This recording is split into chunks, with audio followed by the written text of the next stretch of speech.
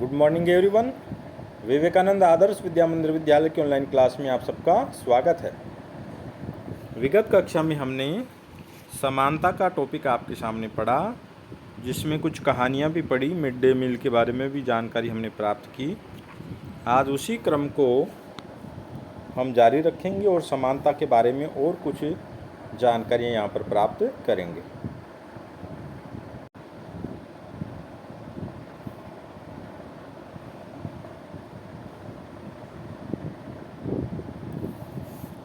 गरीब बच्चों के लिए मिड डे मील की व्यवस्था होती है ताकि उनको पूरा पोषण मिले और आराम से निर्बाधा के वो आराम से पढ़ाई कर सकें। आज भी देश में कई स्कूल हैं जिनमें ओम प्रकाश वाल्मीकि जैसे दलित बच्चों के साथ भेदभाव और असमानता का व्यवहार होता है। इन बच्चों को ऐसी असमान स्थितियों में ढकेला जाता है जहां उनके सम्मान की रक्षा नहीं हो पाती। ऐसा इसलिए है क्योंकि कानून बन जाने के बाद भी लोग उन्हें समान समझने से इनकार कर देते हैं। कानून तो बनाए जा चुके हैं, लेकिन आज भी लोग उनको समान नहीं समझते हैं। इसका मुख्य कारण यह है कि दृष्टिकोण में बहुत धीरे धीरे परिवर्तन आता है।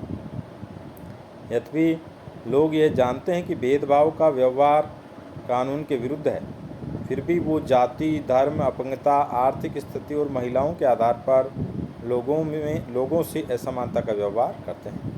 लोग इस बात को जानते हैं कि वर्तमान में जाति, धर्म, अपंगता, आर्थिक स्थिति के आधार पर, जेंडर के आधार पर भेदभाव नहीं करना चाहिए।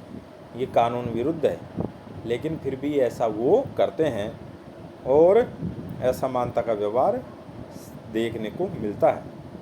वर्तमान दृष्टिकोण को बदलना तभी संभव है जब लोग यह विश्वास करने लगे कि कोई भी कमतर नहीं है, हर व्यक्ति सम्मानजनक व्यवहार का अधिकारी है।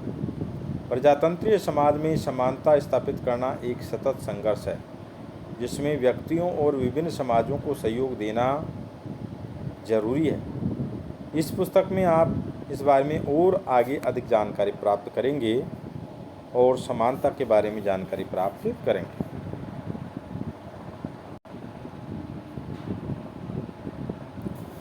अन्य लोकतंत्रों में समानता के मुद्दे। और भी विश्व में कई लोकतांत्रिक देश हैं, वहाँ समानता के कौन से मुद्दे हैं, उनकी चर्चा यहाँ देखेंगे।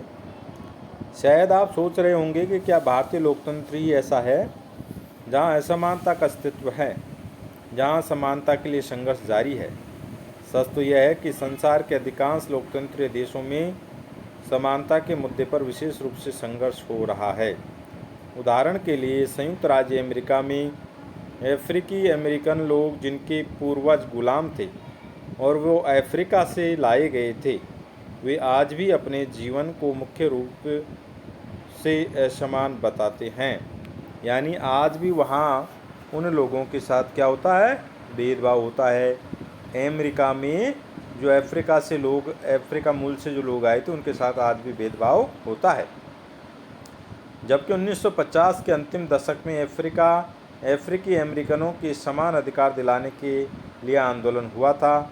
इससे पहले अफ्रीकी अमेरिकनों के साथ संयुक्त राज्य में बहुत असमानता का व्यवहार होता था और कानून भी उन्हें समान नहीं मानता था। उदाहरण के लिए बस से यात्रा करते समय उन्हें बस में पीछे बैठना पड़ता था, या जब भी कोई गोरा आदमी बैठना चाहे उन्हें अपनी सीट से उड़ जाना पड़ता था। तो भारत में ही नहीं बल्कि विश्व के कई देशों में आज भी लोकतंत्रों के अंदर, अनेक देशों के अंदर भेदभाव देखने को मिलता है, वहाँ असमानता देखने को मिलती है। अब हम पेज नंबर 13 पे आ चुके हैं। पेज नंबर 13 ऊपर से देखेंगे। राजा पाक्स एक अफ्रीकी अमेरिकी महिला थी। 1 दिसंबर 1955 को दिन भर काम करके थक जाने के बाद बस में उन्होंने अपनी सीट एक गोरे व्यक्ति को देने से मना कर दिया। उस दिन उनके इनकार से अफ्रीकी अमेरिकनों के साथ असमानता को लेकर एक विशाल आंदोलन प्रारंभ हो गया।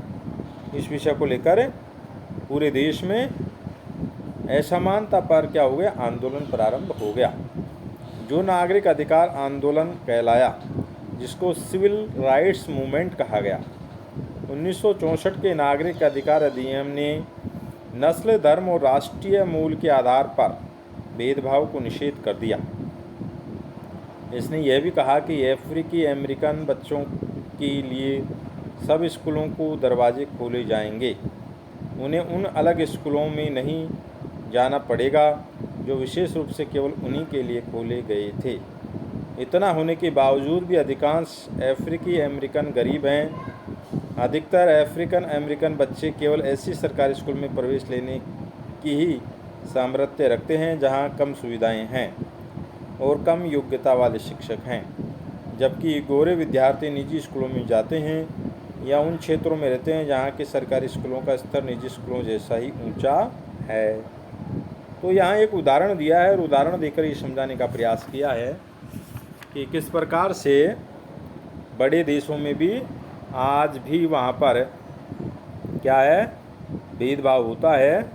और लोकतंत्र में जैसे हमारे यहाँ पर असमानता है, वैसे ही वहाँ भी कई क्षेत्रों में असमानता आज भी स्थापित है।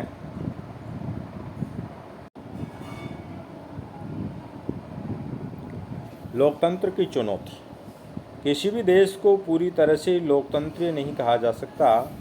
हमेशा से ही ऐसे समुदाय और व्यक्ति होते हैं जो लोकतंत्र को नए अर्थ देते हैं और अधिक से अधिक समानता लाने के लिए नए नए सवाल उठाते हैं। यानी वहाँ समानता के लिए मांगें उठती रहती है। इसके केंद्र में वह संघर्ष है जो सब व्यक्तियों को समानता और सम्मान दिलाने के पक्षधर हैं। ये लोग क्या कहते हैं कि सबको समानता मिले और सबको सम्मान मिले।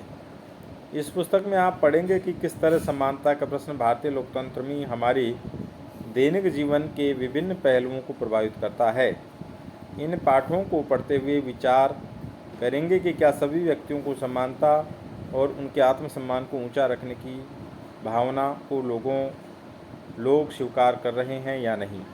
यानी लोग अभी भी क्या एक दूसरे का सम्मान करना शुरू कर रहे हैं या नहीं कर रहे। इस प्रकार से आपका लेसन पूरा हुआ। नेक्स्ट क्लास में इस पाठ के प्रश्नोत्तरों को हम हल करेंगे। उसके उपरांत नेक्स्ट क्लास में पाठ नंबर 2 प्रारंभ आपका करवाया जाएगा। जय हिंद।